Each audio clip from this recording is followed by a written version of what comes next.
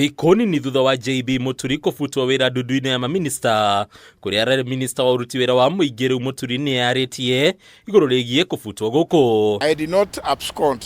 Kuringana na Muturi, President William Ruto ni arahenirie muingi ate kubucia iguru rigie itumi iria icungiririe kubutwo gwake, kuria president ataririe ati abutire Muturi wira kumana nake kungatheria cikaro cia ndundu ya minista hatari itumi o ciothe. I gave my good friend Justin a second chance, but in the process he dismissed himself, and I have what did you expect me to do?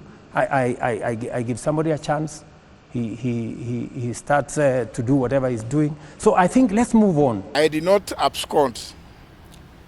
Ruto fired me over my stand on abductions and extrajudicial killings. Gikaro-ini nandikia mohoro umuthi Muturi aitika gutariria haria mbugi yatereire muriha na wena president makiambiriria kuranwo thina munene ari ati Muturi ni ambiririe kuria ciuria thutha wa ciiko cia unyitani migwate kwihiriria bururi-ini akioya president undu wariririo ndundu-ini ya minista indi president akiregana na undu ucio biu.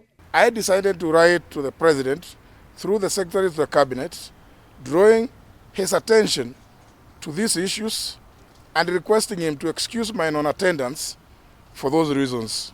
The information I have to date is that the Secretary of the Cabinet did deliver the letter to the President, but no response. I found it untenable for the highest decision-making body of the state to continue sweeping the matter of abductions and extrajudicial killings under the carpet. Kwa muhiano riria riirwa riake ria mbere kwandikira president mweri wa Januari mwaka uyu kwitukira mwandiki ndundu-ini ya minista Mase wa Jau akihoya unyitani migwate wikirwa ithabu-ini ria agenda cia mucemanio wa ndundu ya minista undu ria utakinyanire na undu uyu nduigana kwariririo. I therefore felt in good conscience that it would not be fitting for me to attend a cabinet meeting that did not address such a monumental issue that goes to the core of our constitutional basis and the rule of law. Additionally, I felt that for cabinet to meet and not discuss this issue would be either too insensitive or would be seen to be complicit in those heinous activities. Muturi agatariria ati dalili ciothe cionanagia president ndendaga ndereti ta ino yariririo ni minista kuna no acokire kwandika marota maya tariki 1 mweri wa keri na tariki 10 mweri wa gatatu. No marua maya mothe matigana kuona utheri riu agikirira nganja wirutiri wa president ari kuhurana na unyitani migwate.